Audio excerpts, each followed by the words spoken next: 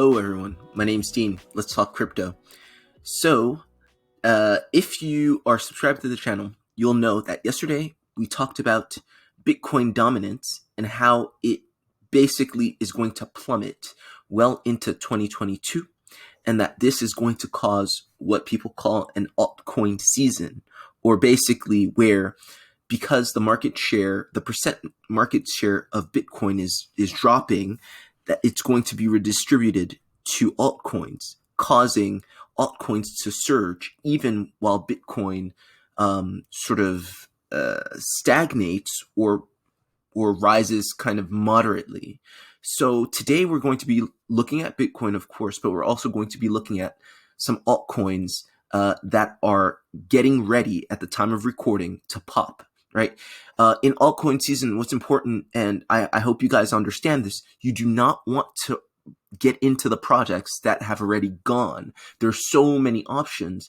You want to get into the projects on support. You want to buy on support and you want to sell at resistance. How do you find support? We're going to get into that. So if you like that, hit the like button, subscribe for more of this, and let's get into it. All right.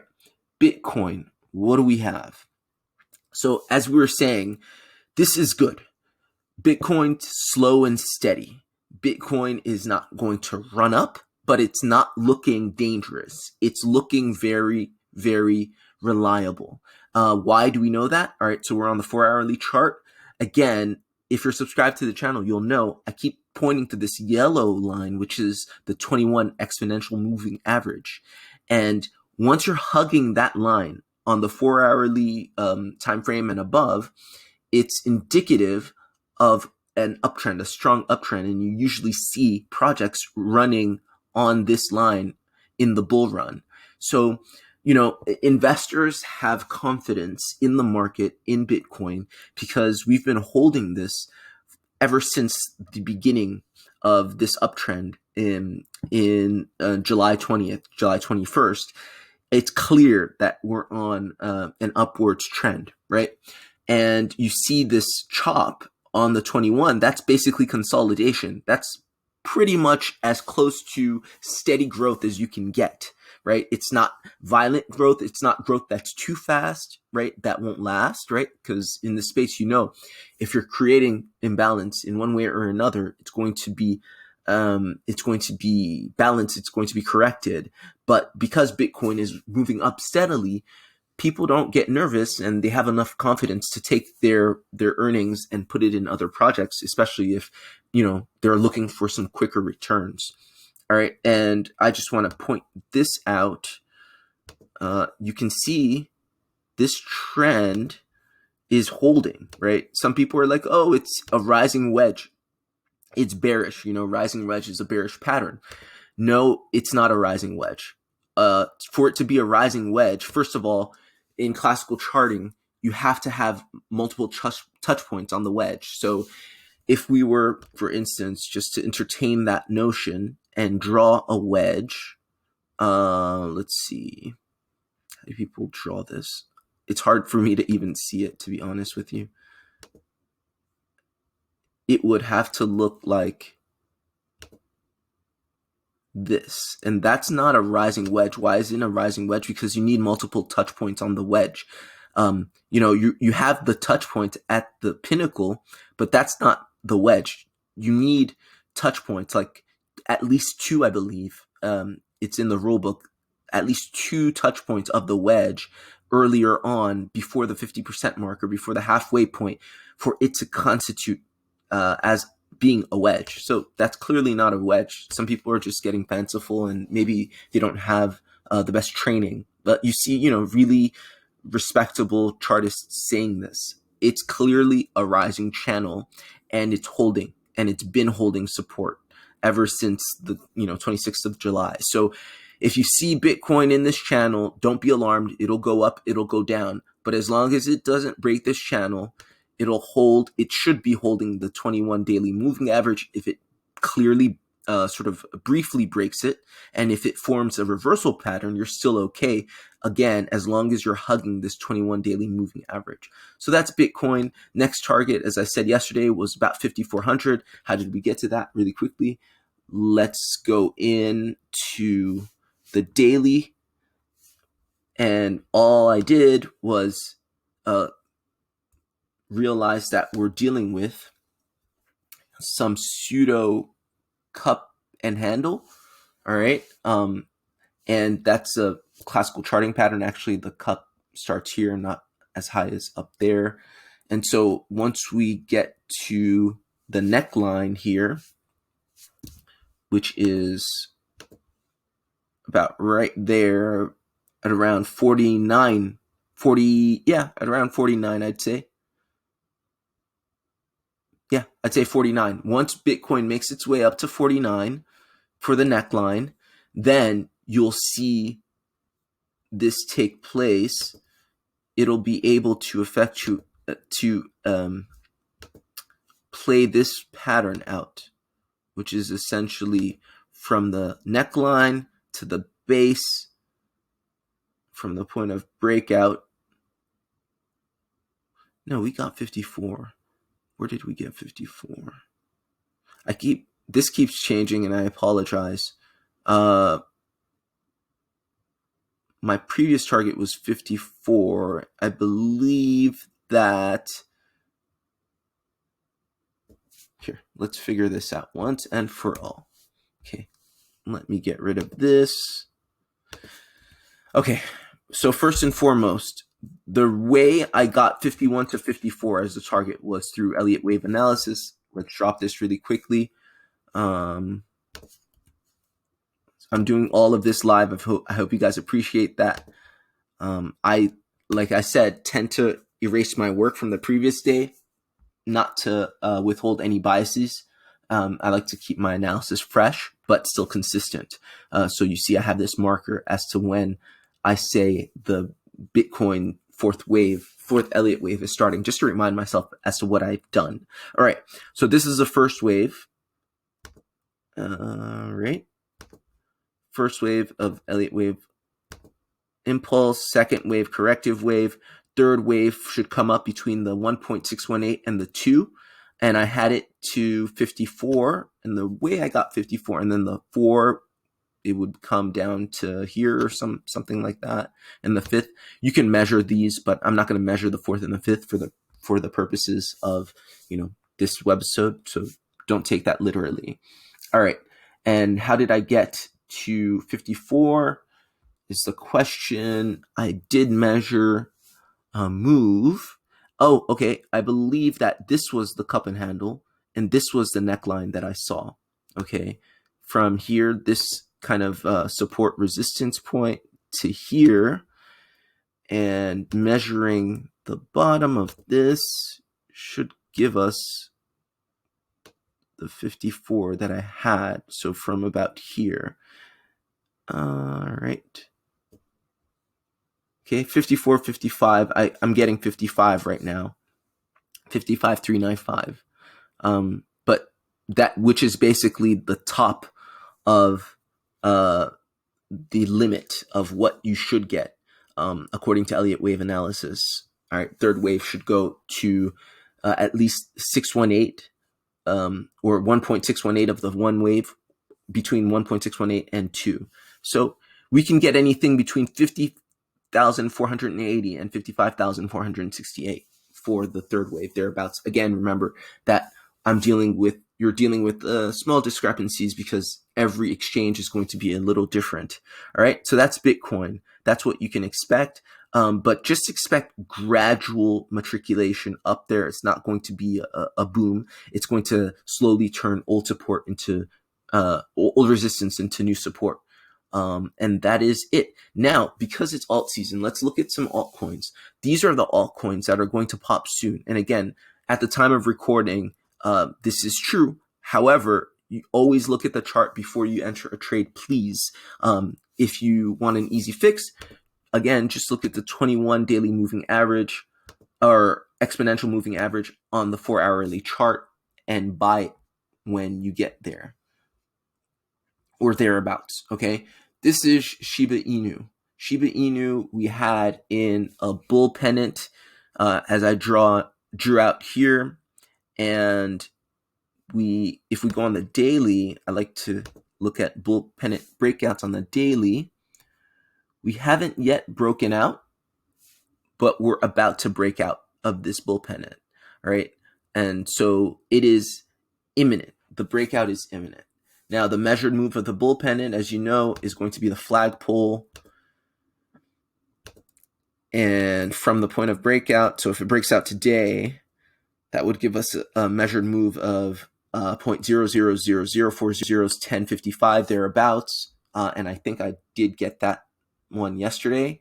However, from this, then you get this V pattern, you get this V pattern, or left-handed cup and handle, or triple bottom, however you want it, right? Let's just draw it out really quickly. And I know I had a SHIB video recently, so those of you who watched that saw this already, so I'm not going to harp on it. But then you get the measured move of that, which is basically from the base to the neckline, from the breakout. So from there, you should get a little bit of consolidation. If it's really bullish, that should go quick, and then it should go again until 0.00401450, right? So SHIB is looking extremely bullish, and at that point, it should meet this kind of resistance. That's the second target. If it's super bullish, it is very possible that it blasts through and hits the 618, the golden ratio, which is 0.00002583. That is the super bullish scenario. If it's just running with no regard for, anything, then that is the target for SHIB in the immediate short term. All right. So the first target, again, let's put these markers down just so you can see, because SHIB is it's so small. Price labels. There we go. All right. So the first target was here, right? The second target was about here, and the third target for shiba-inu, if it's super bullish, is about here. So that's SHIB. Okay, thereabouts, right? Again, look at the chart, see where it's at. Try and buy support. Right now, it's on support. It's pretty much, it's a little bit above the 21 daily, the 4-hourly. Let's see. It's hovering right above the 21, right? But if it's overextended like this, you know that it's already gone, right? But it's close to the 21 daily exponential moving average. So it's a buy right now. Shiba-inu is a good buy. Right? And that first target's a little lower here. Yeah. Okay. So I'm just readjusting these targets. Just make note of this. Again, not financial advice, just my financial analysis. This is for educational purposes only. All right, 1046, 144, 1444, and 2557. All right, that's SHIB. The next one, I recently had a video, maybe a couple weeks ago, and I said, don't buy AMP because it's on a downtrend. There was some major bullish or bearish divergence. Basically, it was in a correction, and it's been in a correction for all that time. And I think I pointed that out around the beginning of the correction, which was about 2 weeks ago. All right, it's a good time to buy AMP. Why? I hope you guys are seeing this. And again, this channel is mostly educational. I hope people are growing, and over time, you should get better. I hope to get better as well over time. The more you chart, the more you look at this stuff, the more you analyze these patterns, the better you get, the better of an investor and of a trader you get, the more money you eventually make, right? So that's the goal. And it's fun and interesting if you're just into this kind of stuff. So why is this a buy? Again, we're on the 4-hourly chart. It's literally resting on the 21 exponential moving average. It's actually between the 55 and the 21, and they've crossed, or they're about to cross. So you're getting an EMA squeeze. So basically, this is going to pop out violently, and you can look at the chart of AMP, and you can see it's known for its violent moves, right? It consolidates for a long while, and then it moves up violently for, let's see, 50% moves, right? The last one was a 50% move. The two times ago was 50%.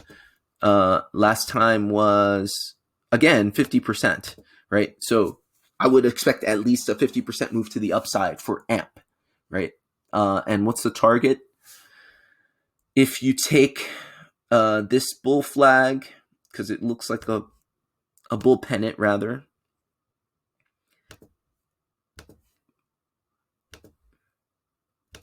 let's go on the daily. I like to look at it on the daily, especially with these noisy wiki projects. All right, and let's get this. Actually, let's move this up. That's definitely the flagpole. The issue with working with wicks with these kinds of projects, you don't get as many touches, but then you get the touches on the downside, which is okay, I think. It's just you want to incorporate the wicks here because it's just so volatile, and without the wicks, you don't get the true nature of the project. So I would say 12 cents is the next target, and right now we're at 0.06 cents. So I think this is consistent with previous moves. Yeah, you're getting about a 50% move to the upside. So I would say that this is a good next target for AMP. All right, that's AMP. It's a buy, definite buy right now. And I mean, it's not, these calls aren't difficult because, as I said, it's alt season. Look at Bitcoin dominance. We're just going to have a peak really quickly. It's going down. And again, Bitcoin dominance is the percent market share that Bitcoin has of the total market cap of crypto. And it's in a bearish pattern. It's in an ABC correction. And if you play that out, this ABC correction goes all the way into 2022. So it's on a downtrend and a long downtrend. So I would say, Bitcoin's great, but the real money is going to be made in alts for the next year out. Okay, and lastly, but not least, we're going to be looking at TEL Coin. I know a lot of people love this project. It has a very, very, very, very vibrant and dedicated following. Again, look where it's at. We're on the daily chart. TEL Coin is resting on the 21 exponential moving average. It's being hugged by the 55. So it's experiencing what we call an EMA squeeze. It's going to be popped out. This is the second corrective wave of the Elliott wave. So let's look at the Elliott wave really quickly. So if this was the first, whoops, what am I doing? Okay, let's do that again. Actually, you know what? First, let's run the fibs so we know where the third one hits. Okay, so the third one at least is going to be between 3.19 cents and 3.73 cents. Okay, so again, 1, 2, 3. Let's do it in the middle. I like to do it 50 in the middle of 1.618 and 2, 4 somewhere here, 5 somewhere there. Don't quote me on 4 and 5. I'm not going to take the time to measure these out right now. But 3 should hit between those targets. It should be between this and this. Okay, and that you see a point of control, a red line, basically the VPVR is showing a point of control at that first target. So there's confluence there. That's basically TEL Coin. So all these projects are ready to go, great to invest at the time of recording. Please look at this recording carefully, invest carefully, don't just FOMO in. And yeah, hope you make a lot of money. See you guys soon. I'm going to be on vacation for the next few days, but I will try to post some short videos. Good luck. Bye.